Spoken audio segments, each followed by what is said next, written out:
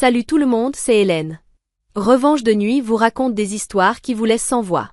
Si c'est votre genre de récit, abonnez-vous et on y va. Le lustre du salon de cristal coûtait plus cher que mon salaire annuel. Je le savais parce que j'avais vérifié la facture 6 mois plus tôt, quand la fondation de la famille Rivière avait déposé le renouvellement de son dossier d'association reconnue d'intérêt général. Ma mère se tenait au pupitre, dans une robe qui valait 3 mois de mon loyer. Des diamants brillaient sous des projecteurs qu'on aurait presque pu voir depuis l'espace. Notre fille Hélène est parmi nous ce soir, annonça ma mère en faisant un vague geste dans ma direction. 300 donateurs en tenue de gala se tournèrent vers moi, plantés contre le mur du fond dans ma robe achetée en grande surface. Elle travaille pour le département. Une simple employée de l'administration, chargée de traiter des dossiers. Un tel gâchis vu ses études. Un rire poli parcourut la salle. Mon père se tenait à côté d'elle, hochant gravement la tête. Mais nous sommes heureux qu'elle contribue enfin à quelque chose d'utile, poursuivit ma mère. Nous allons vendre l'appartement que nous avions acheté pour elle. Enfin, il est officiellement à notre nom, mais elle y vit depuis 8 ans. Cela nous aidera à financer un vrai mariage pour notre fils Marc. Il épouse une fille de la famille Dubreuil. Voilà une réussite dont on peut être fier. Les applaudissements éclatèrent. Je regardais mon frère se lever de la table d'honneur et recevoir les félicitations comme s'il avait accompli autre chose que se fiancer avec une femme dont le père possédait la moitié de l'immobilier commercial du centre-ville. Marc n'avait pas travaillé depuis 4 ans. Mais il était élégant en smoking et visiblement, ça comptait davantage que les 165 000 € de cure de désintoxication que j'avais payé en silence au cours des 10 dernières années. J'allais partir quand une femme en tailleur bleu marine s'approcha de moi. Son badge indiquait « Jessica Thorin, directrice générale adjointe, héritage banque et patrimoine ». « Mademoiselle Rivière », dit-elle en me tendant la main. « Je suis ravie de vous croiser. Vos parents m'ont dit que vous seriez là ce soir. Nous avons besoin de votre signature sur certains documents concernant le prêt d'extension de la fondation. » Je lui serrai la main machinalement. « Pardon, quel prêt ? » « Le prêt de 2,1 millions d'euros que vos parents sollicitent pour la nouvelle aile du centre jeunesse. Vous êtes indiquée comme principale garante. » Elle sortit son téléphone et fit défiler des informations. D'ailleurs, votre dossier financier est excellent. Rémunération stable dans la fonction publique territoriale, retraite pleinement acquise, cote de crédit irréprochable. Le comité a été très impressionné. J'eus l'impression que la salle tanguait légèrement. Je suis garante d'un prêt de 2,1 millions d'euros ? Oui. La demande a été déposée il y a 3 mois. Vos parents ont dit que vous gériez personnellement le dossier. Le sourire de Jessica vacilla. Il y a un problème ? Je levai les yeux vers mes parents, de l'autre côté de la salle, en pleine conversation avec un cercle d'admirateurs. Ma mère croisa mon regard et son sourire devint froid. Satisfait. Elle avait tout préparé. L'humiliation publique, l'annonce de la vente de mon appartement, tout. Le but était de me coincer dans une salle pleine de témoins où refuser me ferait passer pour une fille mesquine en quête de vengeance. La fille inutile, murmurai-je. Jessica consulta de nouveau sa tablette, l'air troublé. D'après nos dossiers, vous êtes directrice de la conformité des subventions au sein du service départemental du contrôle financier. Vous supervisez personnellement la répartition de 117 millions d'euros de financements publics, nationaux et régionaux. Votre niveau d'habilitation est supérieur à celui de la plupart de nos clients professionnels. C'est exact. Donc vous avez accès à tous les dossiers financiers des fondations qui perçoivent des fonds publics. À chaque opération, confirmez-je. C'est mon rôle de les contrôler. L'expression de Jessica changea. Ce n'était plus de la confusion. C'était autre chose. Plus grave. Madame Rivière, avez-vous réellement accepté de garantir ce prêt ? Je n'ai jamais vu le moindre document de prêt. J'ignorais même que la fondation cherchait un financement. Elle referma sa tablette. Je vois. Accepteriez-vous de venir dans le bureau du directeur ? Je crois que nous devons avoir une toute autre conversation. Le bureau était petit, sans fenêtre, et merveilleusement silencieux après le vacarme de la salle. Jessica ouvrit plusieurs fichiers sur l'ordinateur, pendant que je m'asseyais dans un fauteuil en cuir, qui coûtait sûrement plus cher que ma voiture. Vos parents ont joint vos informations financières à leur demande de prêt, dit Jessica en tournant l'écran vers moi. Déclaration fiscale, attestation d'emploi, rapport de solvabilité. Tout avait été obtenu grâce à de fausses autorisations signées en mon nom. Je me penchai. Les signatures ne ressemblaient absolument pas aux miennes.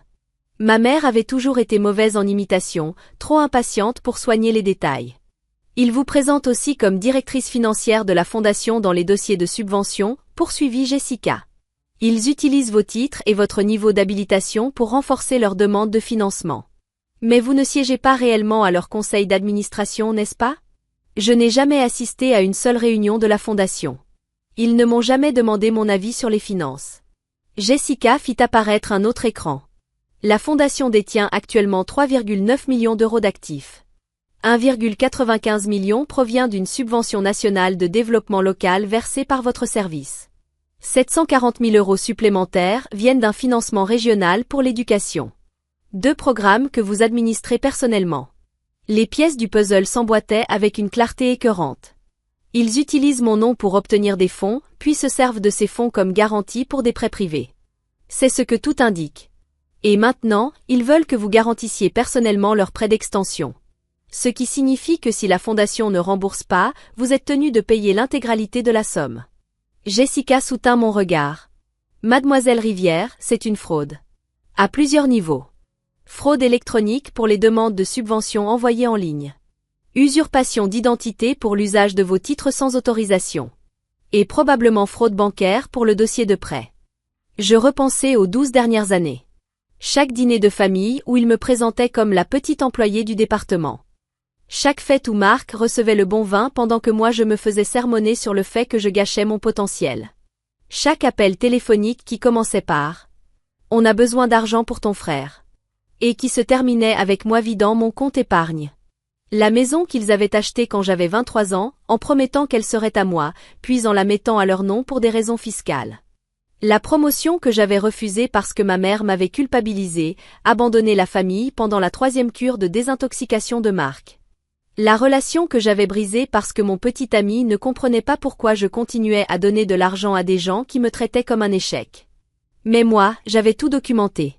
Chaque virement bancaire. Chaque signature falsifiée sur des chèques que j'avais encaissés pour de soi-disant urgences familiales. Chaque demande de subvention où mon nom apparaissait sans mon autorisation. 12 ans de preuves. Organisés dans des tableurs. Sauvegardés sur 3 comptes de stockage en ligne différents. Parce qu'une partie de moi avait toujours su que ce jour finirait par arriver. Je dois passer un appel, dis-je. Robert Chen avait été mon supérieur pendant 6 ans avant de devenir inspecteur général du département. Il répondit à la 2e sonnerie. Hélène, on est samedi soir. J'espère que c'est important. Mes parents commettent une fraude aux subventions en utilisant mon identité. Financements publics nationaux et régionaux. Depuis plusieurs années. J'ai les preuves. Silence. Puis. Est-ce que tu es en sécurité là tout de suite? Je suis à leur gala de fondation. Dans le bureau du directeur de la banque. Ne bouge pas. J'appelle le bureau local du FBI. À partir du moment où ils ont utilisé ton nom pour des demandes de subvention nationale, ça devient une affaire fédérale.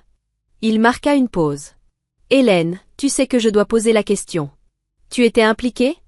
Je l'ai découvert il y a 20 minutes. Je documente les anomalies dans les finances de leur fondation depuis 3 ans, mais je n'avais aucune preuve qu'ils utilisaient mon identité, jusqu'à ce soir. Les preuves dont tu parles, c'est détaillé à quel point? Chaque transaction. Recoupée avec les registres de versement des subventions. Horodatage des fausses signatures d'autorisation. Copie des demandes de prêt que je n'ai jamais signées. 3 ans de preuves. Mon Dieu! Un autre silence. L'agent du FBI chargé des dossiers de corruption publique s'appelle Christine Marks. Elle est très compétente. Je l'appelle immédiatement. N'adresse pas la parole à tes parents. Ne signe rien. Et ne quitte pas ce bureau tant qu'elle n'est pas arrivée. L'agent Marks arriva 43 minutes plus tard, accompagné de 2 autres agents et d'un procureur fédéral nommé David Kim. Jessica était restée avec moi tout ce temps. Elle avait commandé du café et compilait silencieusement ses propres preuves concernant la demande de prêt frauduleuse. Mademoiselle Rivière. L'agent Marks avait une 40aine d'années, un regard perçant et une poignée de main qui annonçaient clairement les choses. Racontez-moi tout. Je commençais par les demandes de subvention. La fondation de la famille Rivière avait reçu sa première subvention nationale de développement local il y a 11 ans, juste après mon entrée dans l'administration départementale. La demande me désignait comme directrice financière de la fondation et incluait mon niveau d'habilitation. Je l'avais découvert lors d'un audit de routine 2 ans plus tard, mais j'avais supposé qu'il s'agissait d'une erreur administrative. Quand je l'avais mentionné à mes parents, ils avaient ri. Selon eux, le rédacteur du dossier avait simplement mal compris mon poste. Puis vinrent les subventions régionales pour l'éducation, les financements pour programmes jeunesse, les initiatives de santé communautaire. Chaque dossier utilisait mes titres. Et chaque demande était acceptée parce que mon nom pesait lourd dans les comités d'évaluation. Ils ont reçu environ 7,7 millions d'euros de financement public en 11 ans, expliquai-je en affichant mes documents sur l'ordinateur de Jessica. Tout a été obtenu en me présentant frauduleusement comme leur directrice financière. Je fis apparaître le tableau. Voici le détail, source de financement, année budgétaire et programme de subvention. David Kim se pencha sur l'écran. C'est incroyablement détaillé. C'est mon travail. J'audite la conformité financière de toutes les subventions publiques distribuées dans ce département. Quand j'ai remarqué les anomalies dans la fondation de mes parents, il y a 3 ans, j'ai ouvert un dossier d'enquête séparé. Vous l'avez signalé ? Demanda l'agent Marx. Je ne pouvais pas prouver le lien avec une usurpation d'identité avant ce soir. Les comptes de la fondation montraient une utilisation correcte des subventions. Pas de détournement de fonds. Mais ils utilisaient ces financements publics comme garantie pour des prêts privés, puis me désignaient comme garante sans mon accord. Jessica tendit les dossiers de prêt à l'agent Marx. Nous avons 4 demandes de prêts distinctes sur les 6 dernières années. Chaque dossier désigne Hélène Rivière comme garante principale avec des signatures d'autorisation falsifiées. Elle tourna la dernière page. Exposition totale, 6,3 millions d'euros. Le procureur laissa échapper un sifflement. Fraude électronique. Usurpation d'identité. Fausse déclaration pour obtenir des fonds publics. On parle de peines fédérales très lourdes. L'agent Marx se tourna vers moi. Mademoiselle Rivière, je dois être claire.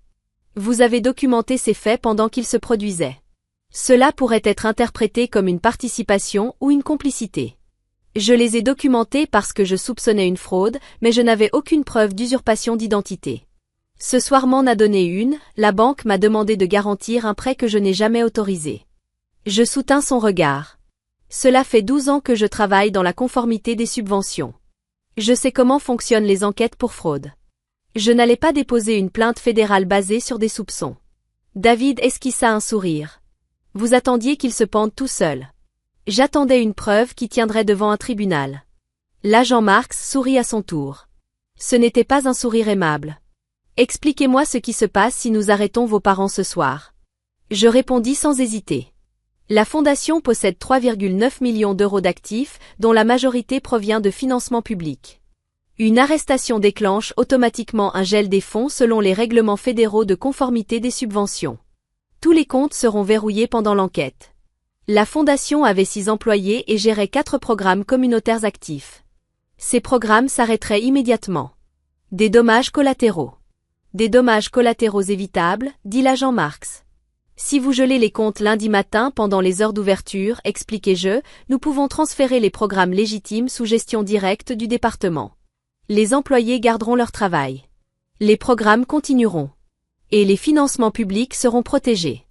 Vos parents perdront le contrôle de la fondation, mais la communauté n'en souffrira pas. David tapait déjà sur son téléphone. C'est pour ça que vous avez attendu. Vous vouliez protéger le vrai travail de la fondation. Je voulais protéger les gens que mes parents utilisent comme accessoires pour grimper socialement. Les enfants du programme périscolaire n'ont jamais choisi de faire partie d'un système frauduleux. L'agent Marx sortit son téléphone. J'aurai besoin de déclarations écrites, d'un accès complet à votre documentation et de votre coopération pendant toute l'enquête et le procès. Vous l'aurez. Elle marqua une pause. Encore une chose.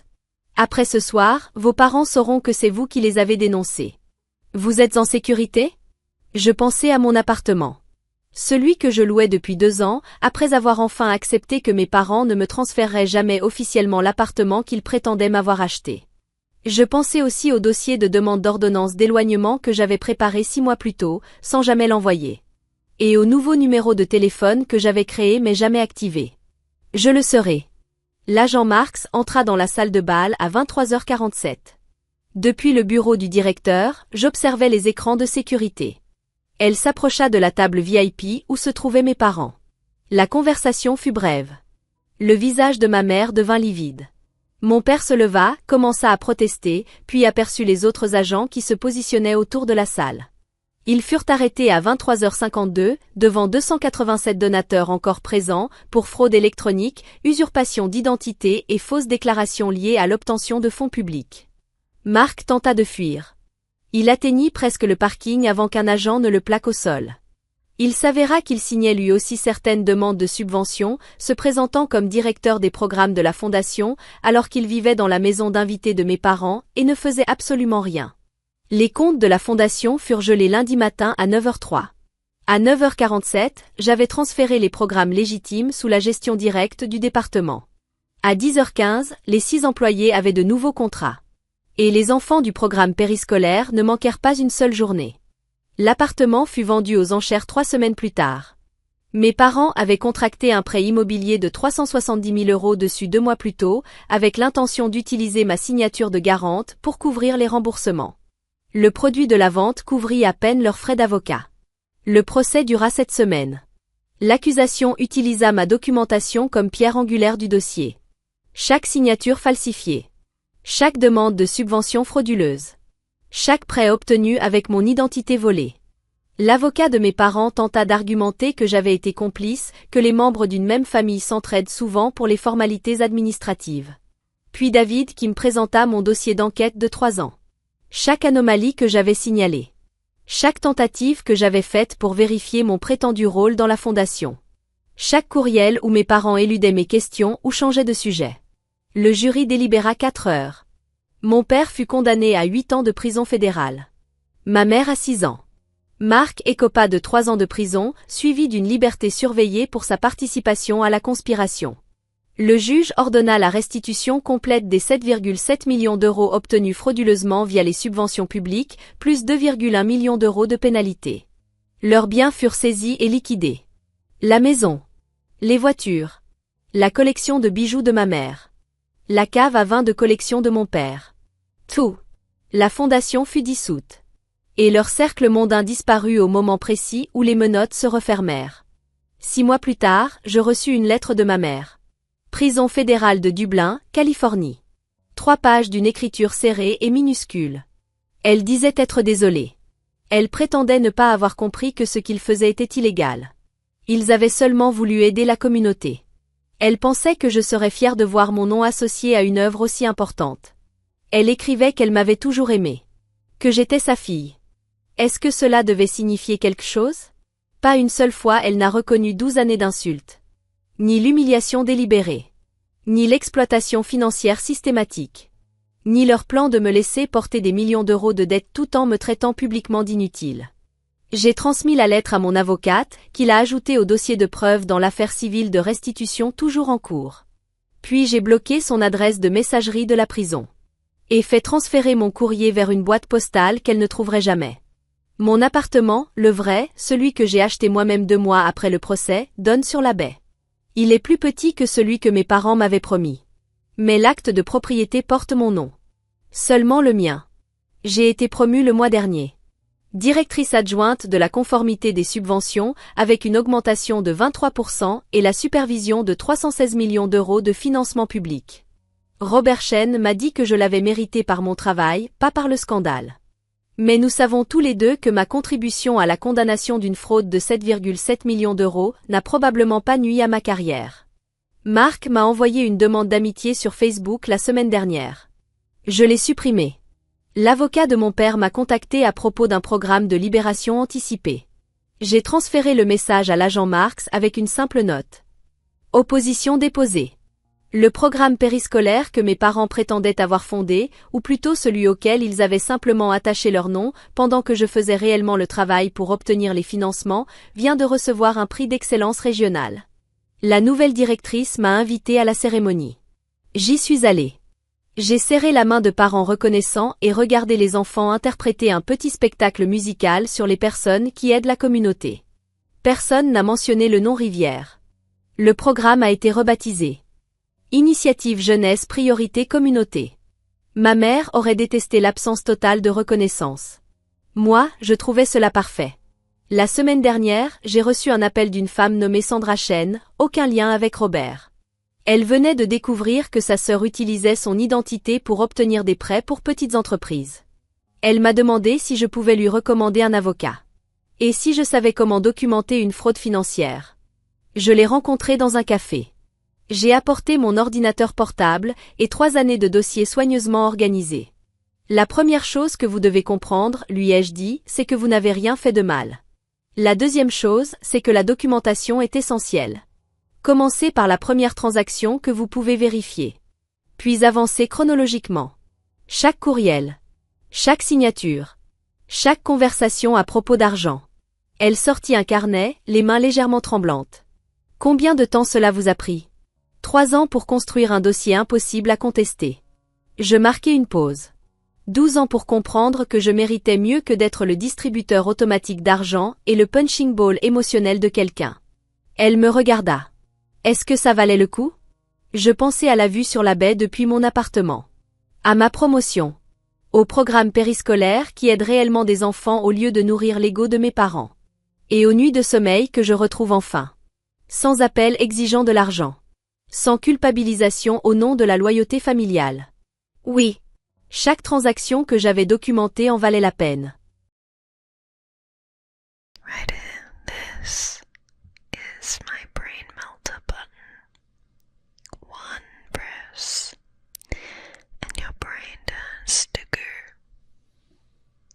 Literally, it will feel like you are frozen in time, perhaps even hypnotized. I'll show you my brain melter. Ready? 1, 2, 3.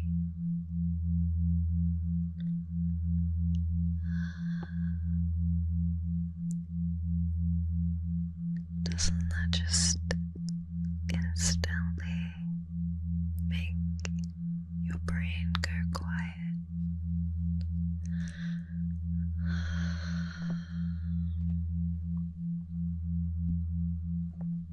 Quiet.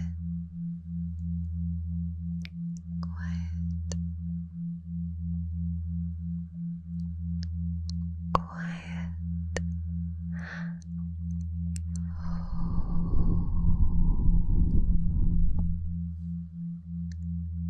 1, 2, 3. And now you can feel your brain going mushy. You can instantly feel the effects, right? That's why this is such a highly requested trigger on my channel, so this video will be dedicated to my big red button, okay? So you just sit back, relax,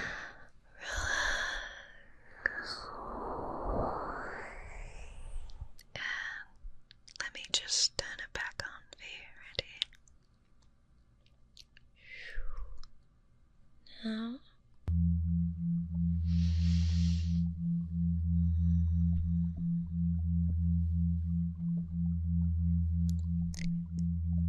Just relax.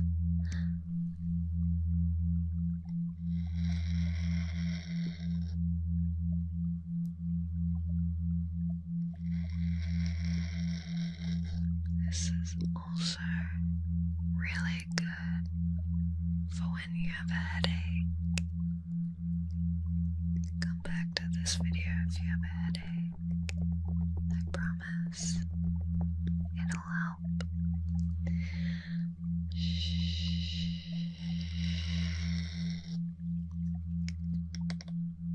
Relax.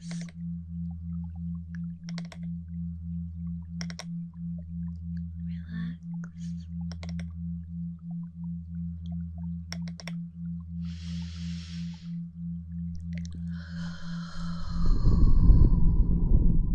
Feel your entire body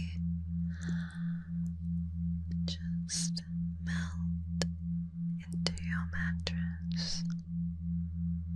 Deeper, deeper into a state of relaxation.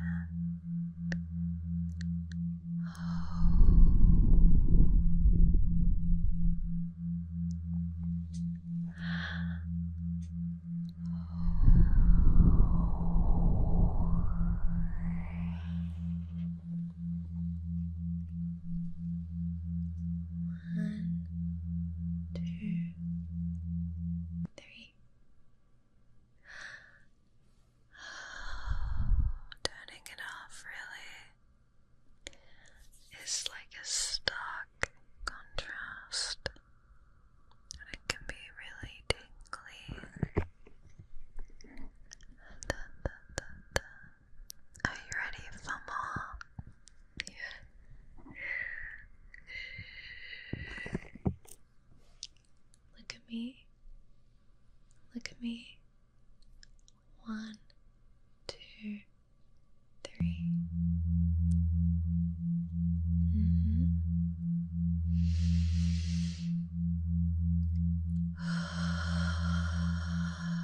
Relax.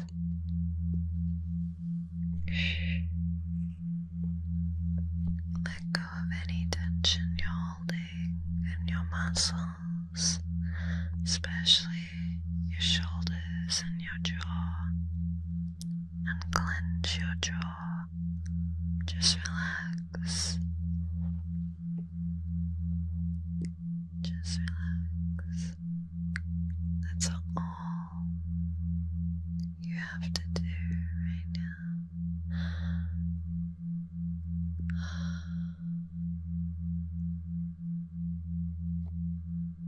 Is that making your brain feel good? It's making mine feel good. I'm getting slower,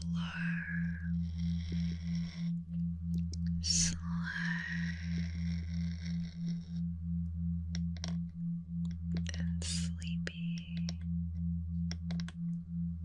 I am melting your brain 1 IQ point at a time.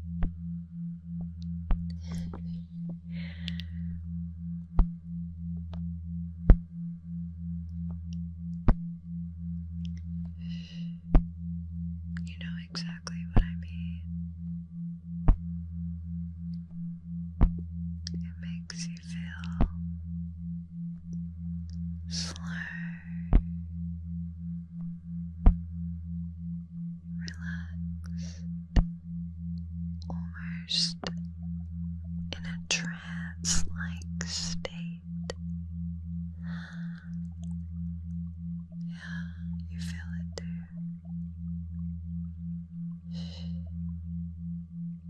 Just let that feeling take complete control as you fall deeper and deeper into relaxation.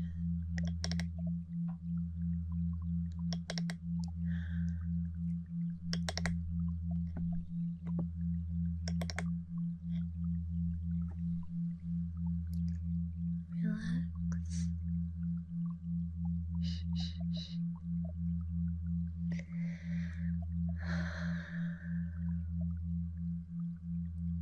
Relax.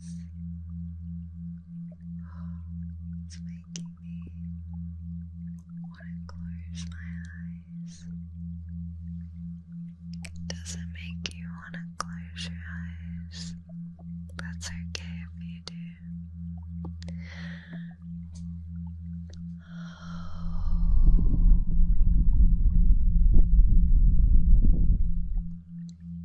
Let's have a little break for your brain. Ready? 1, 2,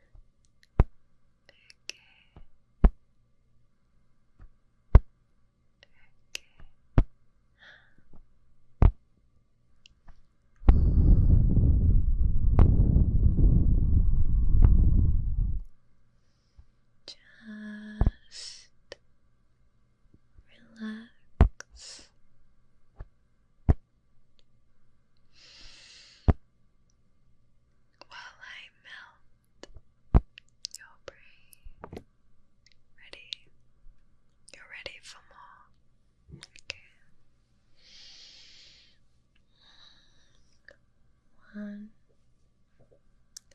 2, 3.